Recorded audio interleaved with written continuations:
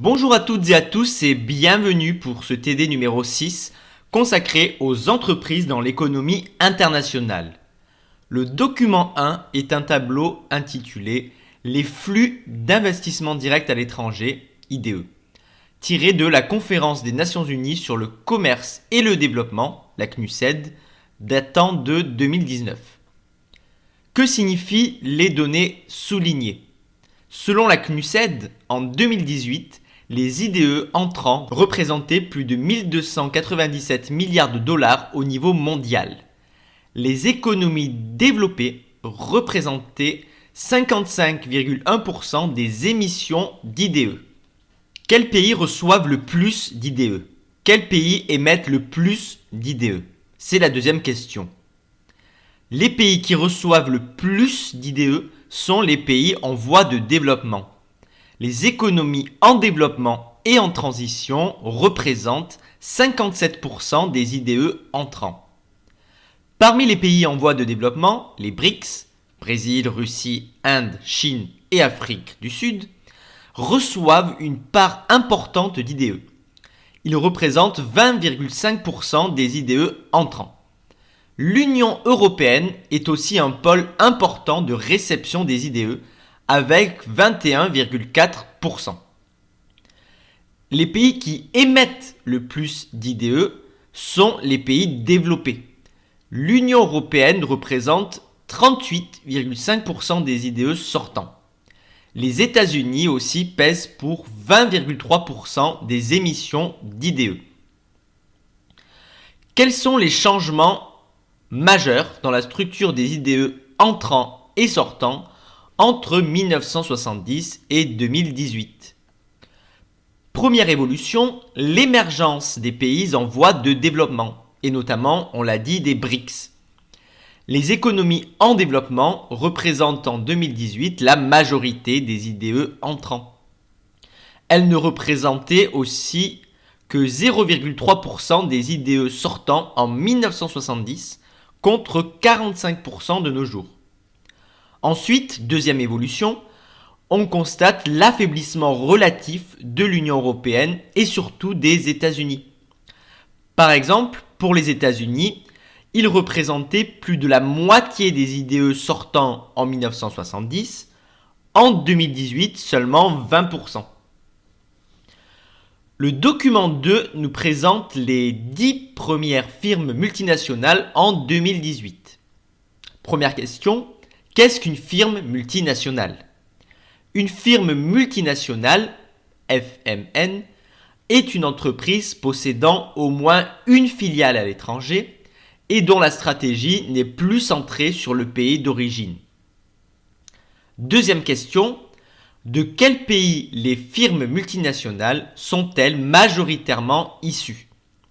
Les FMN sont issus en majorité des pays développés, États-Unis, Union européenne, Japon et de la Chine.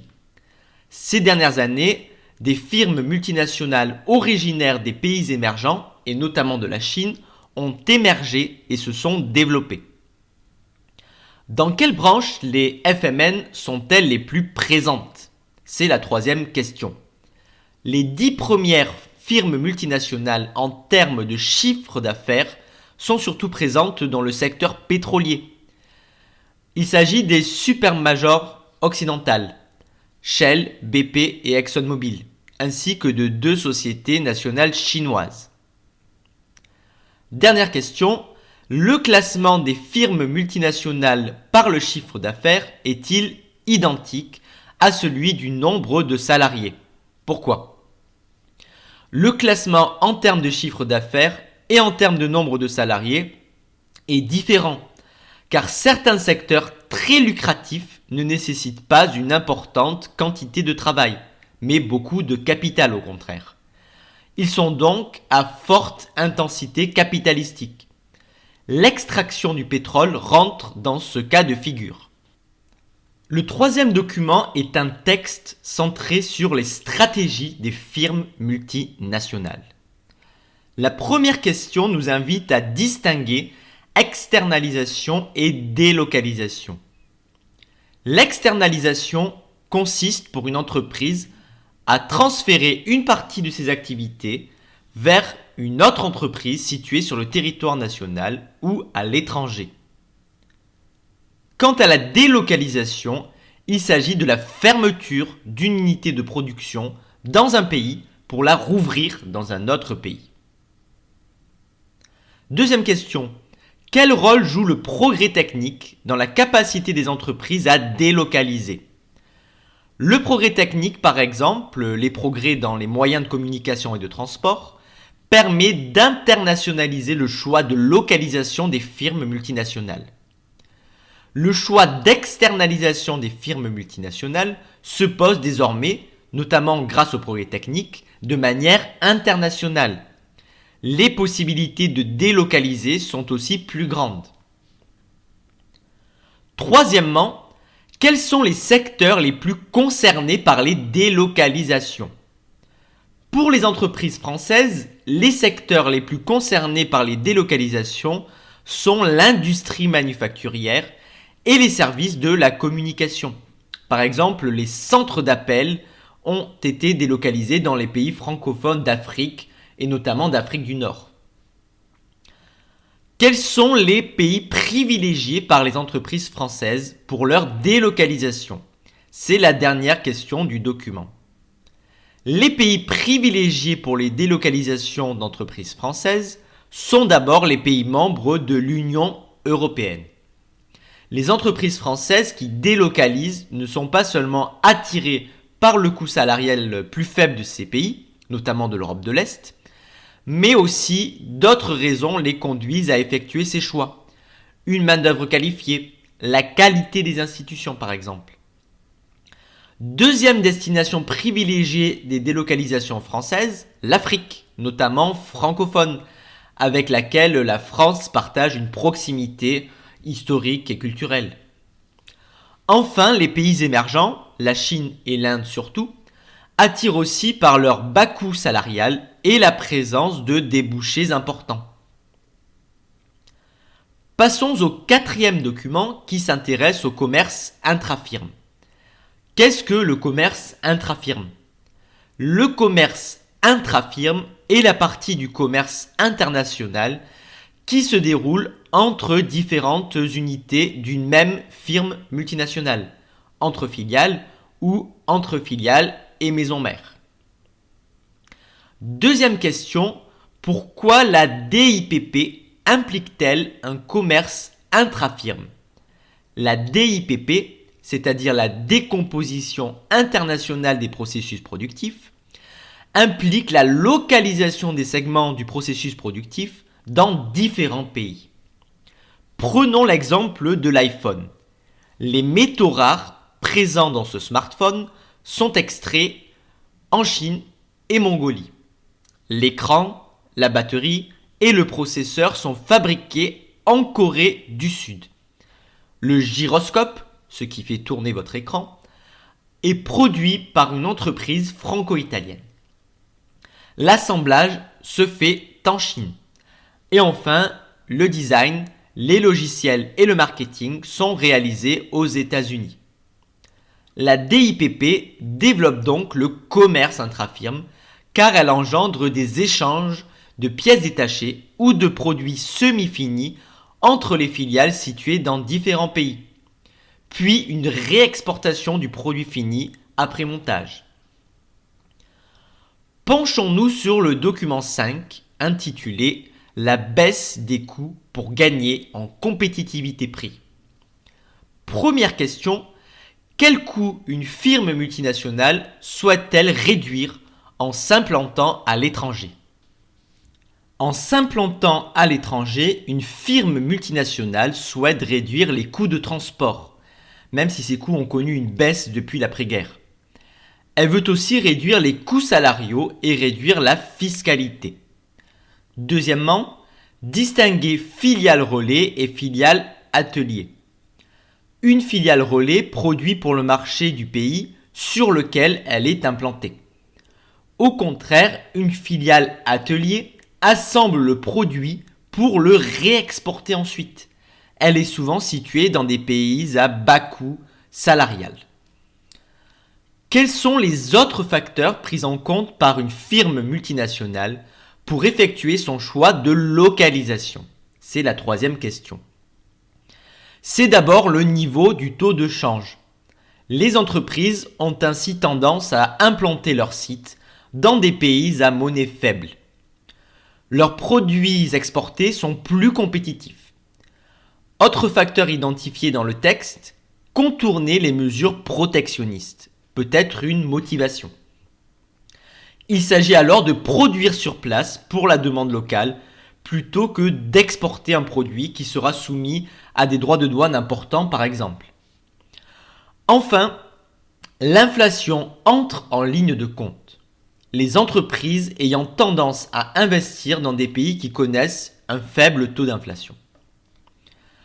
Passons au document 6 intitulé Le prix du travail, un déterminant de la compétitivité prix. Il s'agit d'un tableau de données tiré d'Eurostat. Faisons une phrase avec les données soulignées.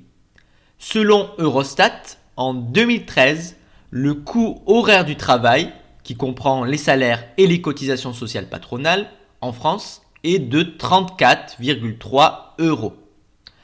La productivité horaire du travail est de 45,6 €. En moyenne, en une heure, un travailleur produit pour l'équivalent de 45,6 €. Le coût salarial unitaire, qui prend en compte la productivité, est de 75 centimes d'euros. Quel pays européen semble le plus attractif en termes de prix du travail? Sans prendre en compte la productivité du travail, la Roumanie et la Bulgarie semblent être les pays européens les plus attractifs en termes de prix du travail. Les salaires y sont faibles. En Roumanie, le coût horaire du travail est de 4,6 €. En Bulgarie, il s'élève à 3,7 €. Mais en prenant en compte la productivité, la France et la Norvège sont des pays attractifs. Le coût unitaire salarial est en France de 75 centimes d'euros et en Norvège de 70 centimes d'euros contre 82 centimes d'euros en Roumanie par exemple. Septième document, impôt sur les bénéfices des sociétés et optimisation fiscale. C'est un texte qui s'intéresse au cas de Google. Qu'est-ce que l'optimisation fiscale? C'est la première question. L'optimisation fiscale est une stratégie pour payer le moins d'impôts possible, notamment en utilisant les différences de taux d'imposition sur les sociétés entre pays. Comment Google pratique-t-il l'optimisation fiscale? Lorsqu'une entreprise française veut faire de la publicité sur Google, elle a la surprise de recevoir une facture d'une filiale irlandaise du groupe. On se dit alors que le géant américain souhaite bénéficier du taux d'imposition des sociétés qui n'est là-bas que de 12,5% contre 33% en France. Google aurait donc trouvé un moyen simple de minimiser ses impôts. Mais en fait, le schéma est un peu plus compliqué que cela, car les profits réalisés en Irlande n'y restent pas. Bénéficiant de la libre circulation des capitaux au sein de la zone euro, l'argent récolté en Irlande partirait aux Pays-Bas, qui est un paradis fiscal. Les Pays-Bas servent de territoire de transit avant que les fonds soient réexpédiés vers des territoires comme les Bermudes pour Google. On suppose d'ailleurs que c'est la filiale de Google située aux Bermudes qui détient le droit d'utilisation de la marque Google pour le monde entier. Elle fait alors payer ce droit à la filiale hollandaise à un prix tel que l'essentiel de la base taxable réalisée par Google en dehors des États-Unis se trouve rapatrié vers ce territoire, vers les Bermudes. Quelle en est la conséquence pour les États européens? C'est la troisième question. La conséquence pour les États est une perte significative de recettes fiscales. Enfin, le dernier document, le document 8, s'intéresse aux autres déterminants des choix de localisation des firmes multinationales. Les coûts de production sont-ils les seuls déterminants de la localisation des firmes multinationales? Les coûts ne sont pas seulement les seuls déterminants de la localisation des firmes multinationales. D'autres données sont étudiées par les firmes multinationales. La qualité des institutions, la formation de la main-d'œuvre, les infrastructures de transport par exemple. Plus généralement, une firme multinationale est sensible à deux formes de compétitivité, à la compétitivité prix et à la compétitivité hors prix. La compétitivité prix est la capacité à produire des biens et des services à des prix inférieurs à ceux des concurrents. Elle dépend des coûts de production, de la fiscalité et du taux de change. La compétitivité hors prix est la capacité à imposer ses produits indépendamment de leur prix. Elle dépend de la qualité des produits, de l'image de marque et de la capacité à s'adapter à la demande. Quel est le rôle de la demande dans ce choix? C'est la deuxième question. La demande joue également un rôle dans les choix de localisation des firmes multinationales. A priori, les entreprises cherchent à se localiser là où la demande est importante, où le marché intérieur est vaste. Qu'en est-il du niveau de concurrence? L'impact du niveau de concurrence dans un pays est ambivalent. Deux forces peuvent se trouver en présence. Le nombre de firmes augmente le degré de concurrence locale et réduit l'attractivité du territoire. A l'inverse, des externalités positives peuvent exister entre les entreprises provenant par exemple d'effets de retombées technologiques, de partage d'un marché du travail local ou de marché local de produits intermédiaires et de sous-traitance. Ces forces poussent au contraire les entreprises à s'agglomérer géographiquement. Et voilà, c'est fini pour ce TD consacré à la mondialisation de l'entreprise.